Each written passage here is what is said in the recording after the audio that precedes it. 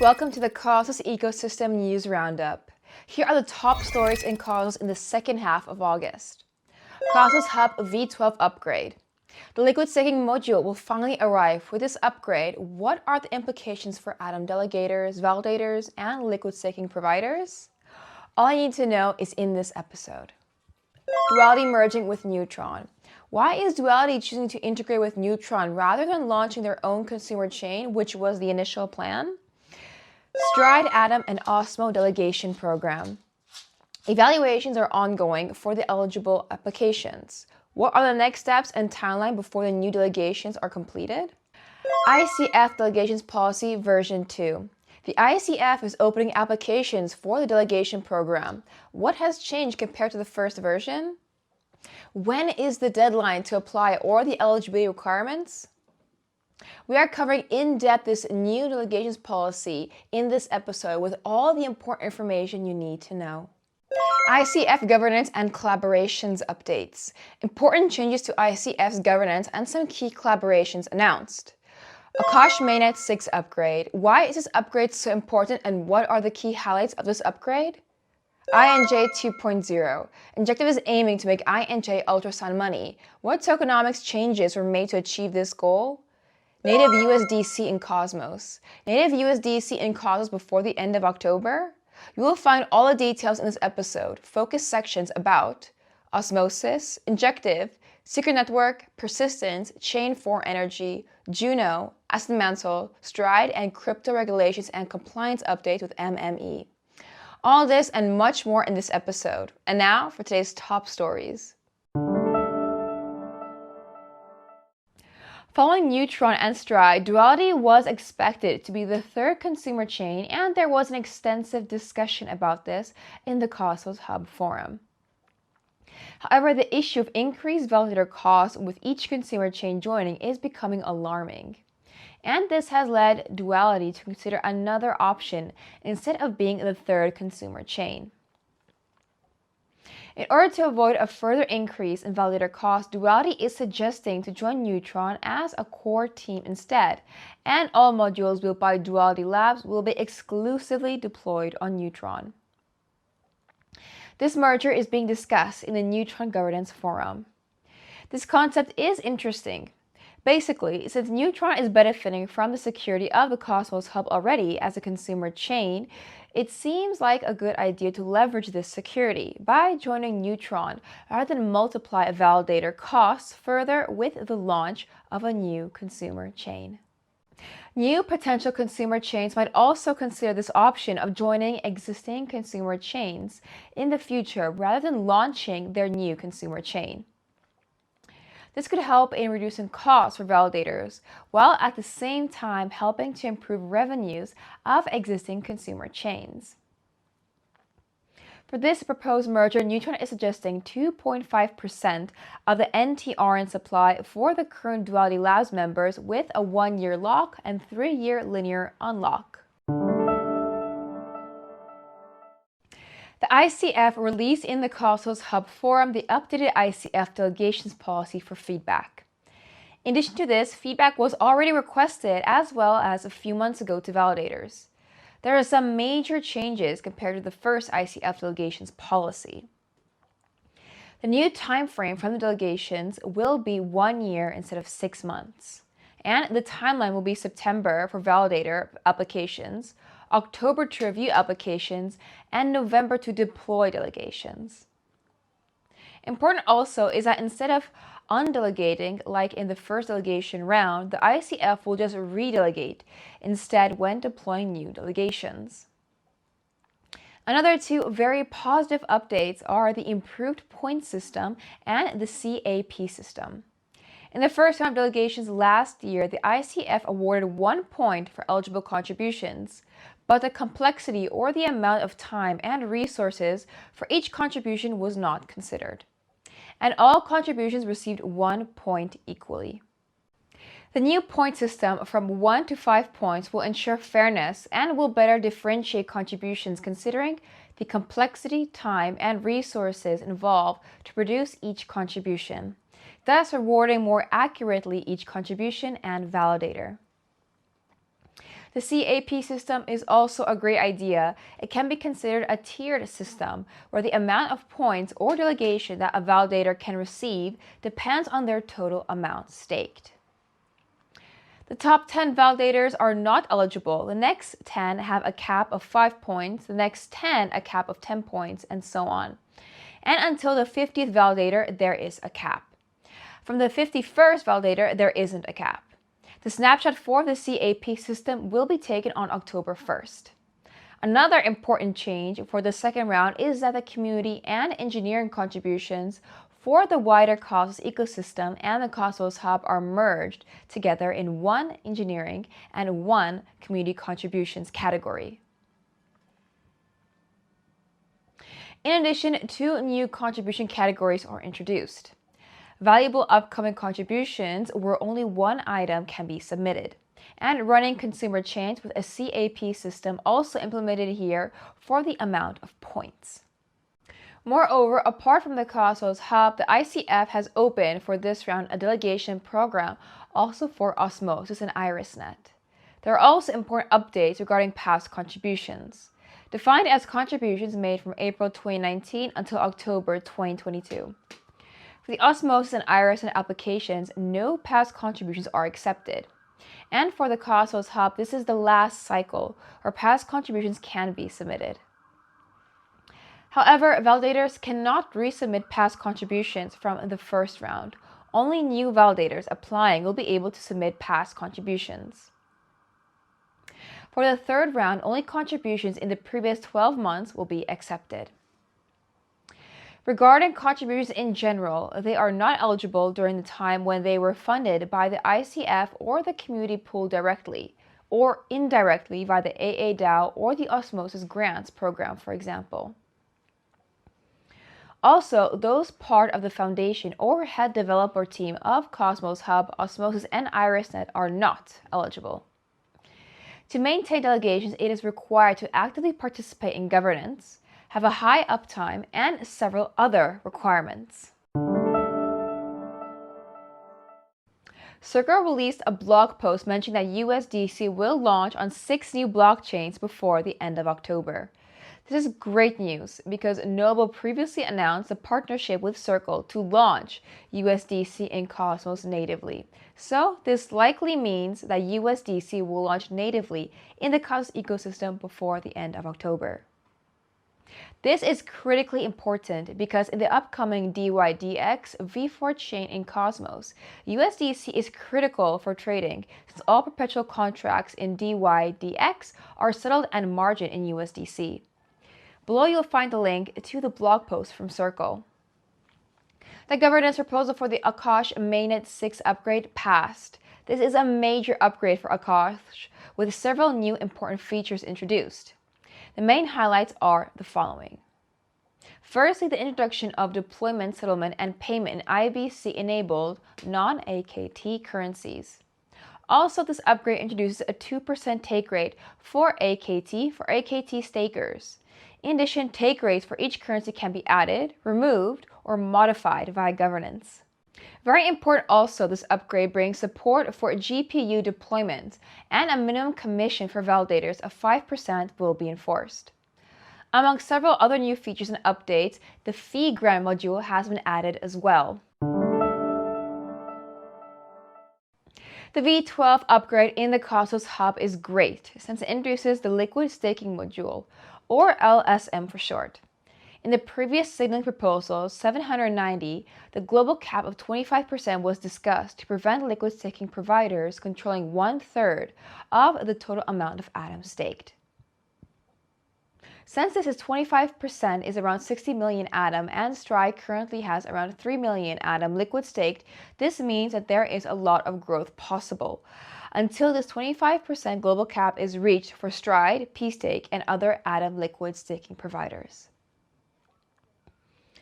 Moreover, the 250 validator bond factor was also discussed, which means that a validator or some of the delegations of this validator can sign a validator bond message to contribute to the validator bond. As an example, 1K atom as a validator bond means that it is possible to liquid stake 250K atom. To allow delegators to contribute to the validator bond factor of their validators, we are planning to develop a UI for this. These validator bonds have the same slashing conditions in the event of a slashing as the normal atom staked, so there are no additional risks. Depending on the liquid staking capacity of a validator, a specific validator bond could be unbonded or not, until redemption of some liquid staking tokens or addition of a new validator bond. Something that it seems wasn't discussed in the 790 signaling proposal is the 50% individual validator cap, representing the portion of a validator stake that can be liquid. This is concerning because with a 25% global cap, only around 60 million atom can be liquid staked. If a few of the top 10 to 20 validators have 50% of their current stake liquid, the global cap would be reached already very quickly. Then smaller validators may lose delegations if the 50% is quickly reached for them, so that some other delegators will redelegate to large validators to be able to liquid stake more. The individual validator cap should be dynamic and tiered. For example, the top 10 validators can only have 5% liquid, then the next 10 validators 10%, and so on. And for example, from around validators 100 to 180th, no cap. There are some updates regarding the governance of the ICF. The previous president, Ethan Buchman, is transitioning to the role of vice president. And the previous vice president, Brian Crane, is becoming the new president of the ICF. Brian was a foundation council member since 2020 and vice president since 2021. Moreover, Brian was the COO at Tendermint during the early stages of the Cosmos network, is co-founder and CEO of the leading validator Chorus One, and also co-founder of Epicenter, one of the earliest crypto podcasts. Furthermore, the ICF is currently evaluating new candidates to join as foundation council members, and it is expected that the new candidates will be announced in the coming months.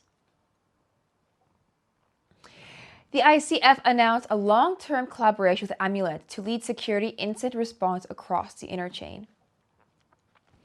Amulet was founded in 2020 by Jesse Irvin, who previously was a director of security at Tendermint from 2017 until 2020. And then she was director of security at Agoric in 2022 until April of 2023. The Amulet team will be responsible for the incident response and security coordination program, the vulnerability disclosure and bug bounty program. And also, Amulet will be responsible for running the HackerOne bounty program for the interchain stack. Kelpar announced the Interchain Hacker House and Hackathon, which will be hosted in Seoul on September 2nd to September 10th. Some of the sponsors of this event include the ICF, Osmosis, Celestia, and more. From September 2nd to the 10th, the Interchain Hacker House will be a hub of collaboration and creativity. Then from September 8th to the 10th, the Seoul Interchain Hackathon will happen with a prize pool of $15,000. And there will be different tracks and bounties. Osmosis announced the integration with Notifi Network to bring to Osmosis users real-time alerts and notifications about price updates, upgrades, liquidity positions falling out of range, and more. These notifications will be available via email, Telegram, or in-app notifications as well. Furthermore, for supercharged liquidity, these alerts and notifications are useful also for allowing users to rebalance and minimize their idle liquidity. Juno Craft was announced, and a YouTube tutorial guide was released by Reese about Juno Craft Duels Play. The link is included below. Users are able to place bets and earn Juno. The Proposal 37 to create and bootstrap P-Stake / XPRT pool on Dexter with persons community-owned liquidity passed. A new Proposal 40 titled A Next Leg of XPRT Liquidity Bootstrapping, or XLB for short, incentives on Dexter and Osmosis went live and passed as well. This Proposal 40 is related to the previous Proposal of 21, which allocated 1 million XPRT from the ecosystem wallet to bootstrap XPRT liquidity on Dexter and Osmosis. From these XPRT, a total of 628,700 XPRT tokens, around 63%, have been used by governance approval. The Proposal 40 suggests a reduction of around 50% XPRT liquidity bootstrapping incentives once the current liquidity incentives end in the coming weeks. Staked SCRT or STKD SCRT is a liquid staking derivative built by Shade Protocol that enables users to help secure secret network and other application protocols without exposing their privacy and also earning staking rewards. For the last 2 months, there was a 41% growth in the liquid staking derivative STKD SCRT from around 5.9 million SCRT to over 8.3 million. Moreover, the TVL in Shade Protocol also had important growth during the last few months, from around $7 million at the end of April to over $15 million at the end of August. The Injective governance UI was upgraded and improved. Viewing or launching proposals as well as viewing ongoing votes is now simpler for users.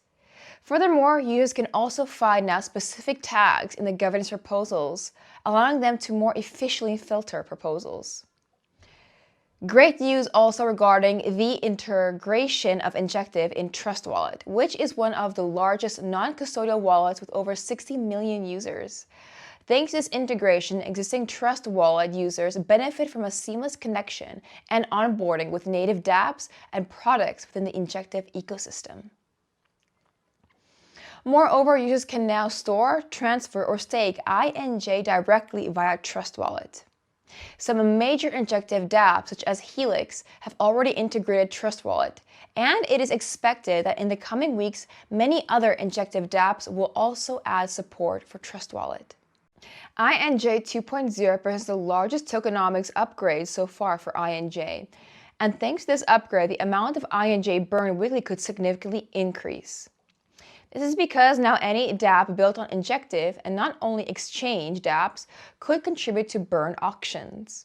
Moreover, all these dApps have more flexibility when choosing the amount they would like to contribute to the auction, meaning that even a 100% allocation of their collected fees to the auction basket is possible. In summary, this could lead to large amounts of INJ tokens being burned.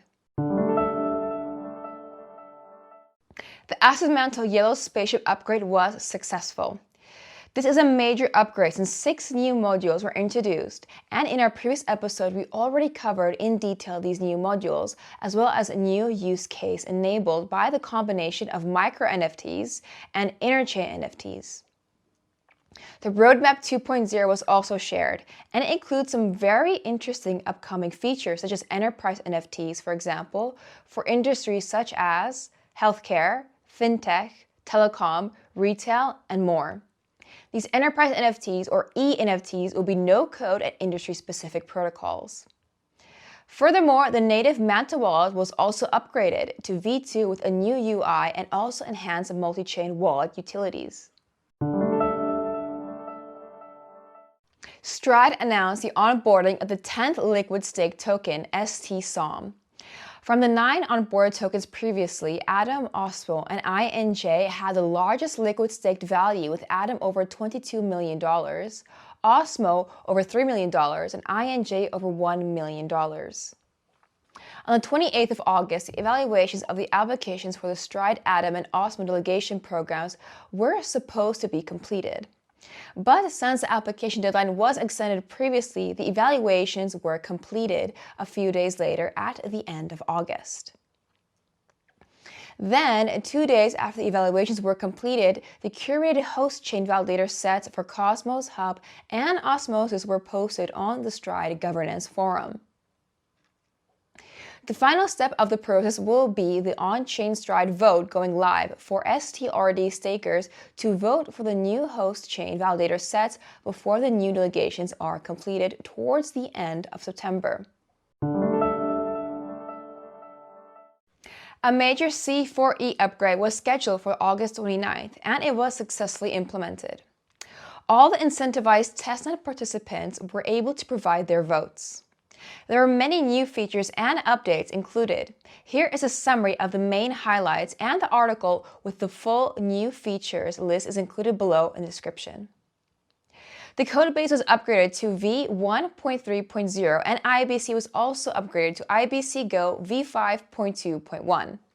Moreover, there was a revamping included regarding the early bird and public round vesting types and a new CFE claim module related to drops claiming. Some additional updates are also related to the web wallet with a new feature such as support for Leap Wallet and for Cosmos SDK version v0.46.13. C4E also released a detailed Twitter thread about the usability and functions of the C4E native token. First, the C4E token is critical for executing transactions since it is used to cover gas-related fees, and these fees are shared amongst validators and delegators, and some fees are also burned for further token scarcity. Furthermore, the C4E token is used to secure the network via locking in staking and as governance power to vote in C4E governance proposals. Some additional interesting and valuable features of the C4E token are significant product discounts, such as for long-term energy market contracts and access to services such as premium products. The C4E token offers additional advantages by benefiting from diverse revenue streams of C4E, such as EV charger owners, B2B transactions or energy communities, as well as proof of location, of green energy, of availability, of usage, and a lot more.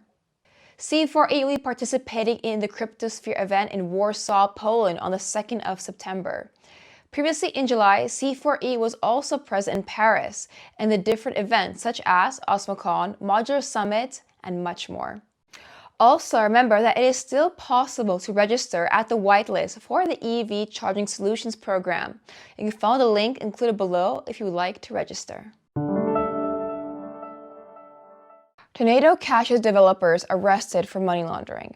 As a reminder, on August 8th of 2022, Tornado.Cash, the decentralized non-custodial Ethereum-based virtual currency tumbler, was added by the U.S. Department of the Treasury's Office of Foreign Assets Controls, or OFAC for short, to specially designated nationals, SDN for short, blacklist for allegedly facilitating the money laundering of more than $7 billion worth of virtual currency since its founding in 2019, including more than $455 million stolen by the Lazarus Group, a crypto-terrorism group sponsored by the North Korean government. Shortly afterwards, Tornado Cash developer Alexei Perstev was arrested in the Netherlands on money laundering charges. A year later, it is the turn of the co-founders, Roman Storm and Roman Semenov, to face U.S. Attorney Damian Williams, allegations of knowingly facilitating money laundering. Following the sanction imposed by the Treasury Department's OFAC, a group of crypto investors and developers filed a lawsuit challenging the U.S. Treasury Department's authority, arguing that Tornado Cash could not be designated by OFAC as a foreign entity under the International Emergency Economic Powers Act, or IEEPA for short. In this regard, the plaintiffs argue that Tornado Cash is a decentralized open-source software project comprised of a subset of smart contracts or pools on the Ethereum blockchain, while the government contended that the platform was an organization that runs a cryptocurrency mixing service. However, on August 17th of 2023, Judge Robert Pittman of the Western District of Texas sided with the government and found that 1. Tornado Cash is an entity that may be designated by OFAC under IEEPA. Indeed, the department defines an entity as a partnership, association, trust, joint, venture, corporation, subgroup, or other organization. The court found that Tornado Cash was an association within the ordinary sense, emphasizing that the DAO is an entity unto itself that, through its voting members, and has demonstrated an agreement to a common purpose. 2. Tornado Cash has a property interest in the smart contracts it has deployed because they convey an ongoing benefit for Tornado Cash in the form of fees transmitted to the DAO. As a result, OFAC's designation of Tornado Cash does not exceed its statutory powers. While the circumstances of this case, money laundering with North Korea, must be considered, this case fuels the fears of software developers and DAO members. The plaintiffs have announced their intention to appeal the decision. New rules from the U.S. Treasury Department re-cryptocurrency tax return. On August 25th of 2023, the U.S. Treasury Department issued proposed regulations on tax reporting for cryptocurrency exchanges and traders. These rules are intended to bring cryptocurrency investors into compliance with tax law and simplify tax liability. Under the proposal, the definition of the broker would be expanded to include centralized and decentralized digital asset trading platforms, crypto payment processors, and certain online wallets where users store digital assets. Crypto brokers will be required to report new information on user sales and exchanges of digital assets to the Internet Revenue Service, or IRS for short. These rules will cover cryptocurrencies like Bitcoin as well as non-fungible tokens. These new tax rules have drawn the ire of industry groups as well as from the chairman of the House Financial Services Committee, Patrick McHenry, who accused his crypto tax proposal of stifling the growth of the digital asset industry in the US. And that is all for today's Cosmos Ecosystem bi-weekly review. So if you enjoyed it, Cosmonauts, remember to click that like button, subscribe button, and bell icon too. Thank you so much for watching, and I'll see you Cosmonauts very soon in the next episode.